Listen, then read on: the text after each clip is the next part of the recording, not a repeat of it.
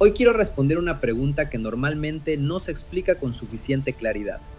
Si la corriente eléctrica se define como la cantidad de carga que atraviesa un conductor por unidad de tiempo, ¿qué es lo que realmente hace que esas cargas se muevan dentro del material? Antes de comenzar, es importante aclarar algo. En este video vamos a realizar el análisis considerando un circuito alimentado por una fuente de corriente continua.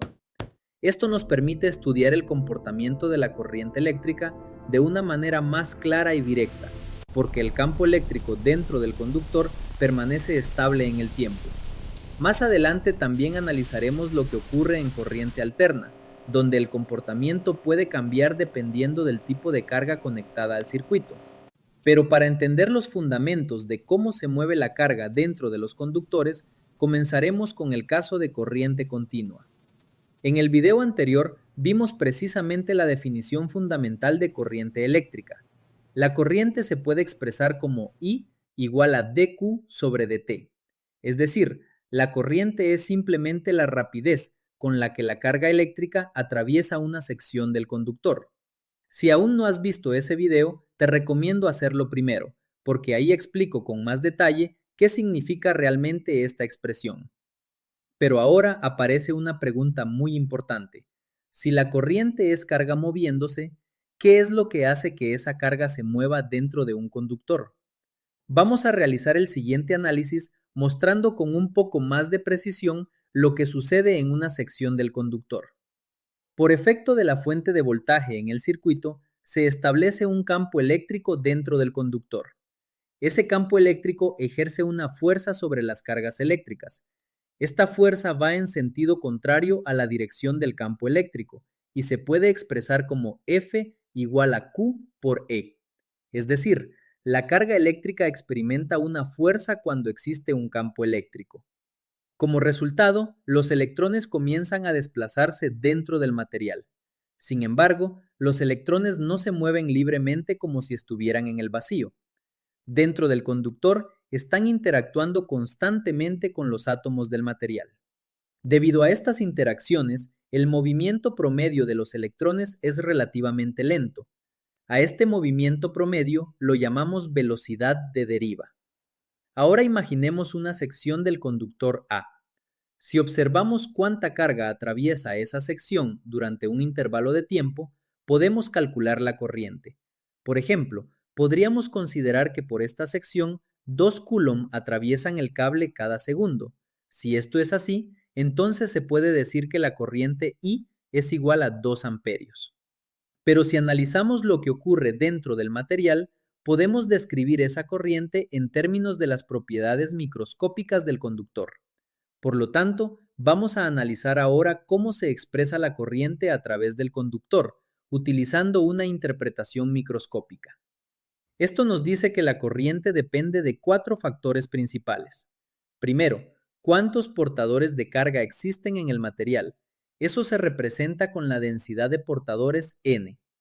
Segundo, ¿cuánta carga tiene cada portador? En el caso de los electrones, esta carga es Q. Tercero, el área de la sección transversal del conductor, representada por A. Y cuarto, la velocidad promedio con la que se desplazan los electrones, es decir, la velocidad de deriva v sub d. Pero ahora aparece otra pregunta importante. ¿De qué depende realmente esta velocidad de deriva? La velocidad de deriva depende del campo eléctrico dentro del conductor. En muchos materiales se puede expresar aproximadamente como V sub de igual a mu por E, donde mu representa la movilidad de los portadores de carga. La movilidad indica qué tan fácilmente pueden desplazarse las cargas dentro del material cuando existe un campo eléctrico. Calculemos inicialmente la distancia recorrida por las cargas. Para ello, consideremos un intervalo de tiempo pequeño de t. Por lo tanto, para calcular la distancia, multiplicamos la velocidad de deriva por el intervalo de tiempo. Ahora, para calcular el volumen que atraviesa la sección, a la distancia recorrida la multiplicamos por el área de la sección del conductor. Posteriormente, para conocer la cantidad de electrones sobre ese volumen, se multiplica el volumen que atraviesa la sección por la densidad de portadores. Si finalmente multiplicamos toda esta expresión por la carga del electrón, tendríamos la carga total que atraviesa por esta zona del conductor. Como tenemos la definición fundamental de la corriente eléctrica y la siguiente equivalencia demostrada recientemente, despejamos el intervalo de tiempo y llegamos a la conclusión e interpretación de la corriente eléctrica de manera microscópica, donde deducimos que la corriente depende de cuántos portadores hay, densidad N, cuánta carga tiene cada uno, Cu, qué área tiene el conductor, A, y qué tan rápido se desplazan, V sub D. En otras palabras, se puede decir que la corriente es el resultado del movimiento colectivo de millones de electrones atravesando una sección del conductor, sin olvidar que dentro de ellos hay parámetros como el campo eléctrico o inclusive campos magnéticos que influyen sobre la velocidad de las cargas.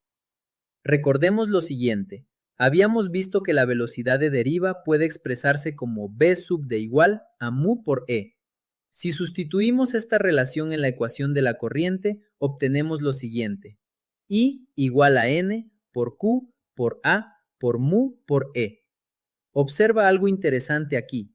En esta expresión aparecen dos tipos de parámetros. Por un lado, tenemos el área del conductor A y el campo eléctrico E, que dependen de cómo esté construido el circuito. Pero por otro lado, aparecen tres parámetros que dependen únicamente del material. N, que es la densidad de portadores, Cu, que es la carga de cada portador, y mu, que es la movilidad dentro del material. El producto de estos tres términos, N por Cu por mu, es una propiedad característica del material conductor. A esta propiedad se le conoce como conductividad eléctrica, y normalmente se representa con la letra sigma. Por lo tanto, podemos escribir sigma igual a N por Q por mu. Si sustituimos esta definición en la ecuación anterior, obtenemos una expresión mucho más compacta, I igual a sigma por A por E. Ahora podemos ir un paso más allá.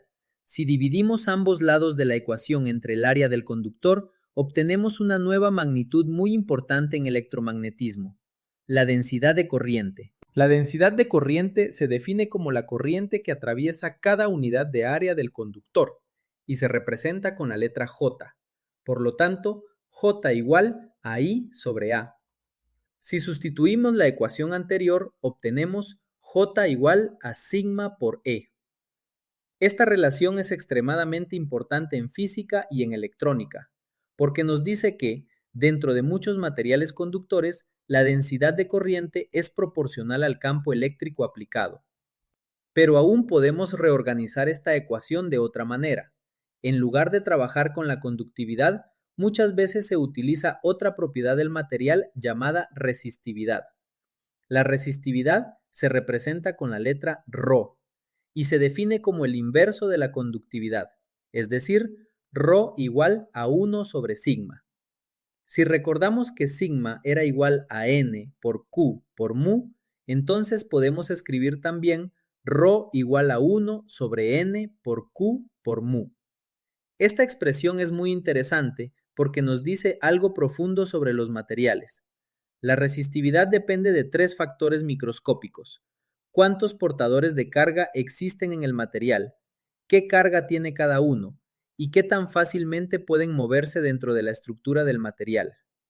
En otras palabras, la resistividad es una medida de qué tan difícil es para las cargas eléctricas desplazarse dentro de un material. Y justamente aquí es donde aparece uno de los conceptos más importantes de toda la electrónica, la resistencia eléctrica.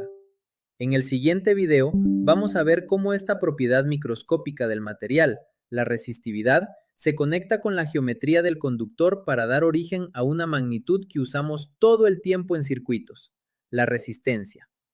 Así que, si quieres entender realmente qué es la resistencia eléctrica y de dónde sale la famosa ley de Ohm, te recomiendo ver el siguiente video, porque ahí vamos a completar toda esta historia.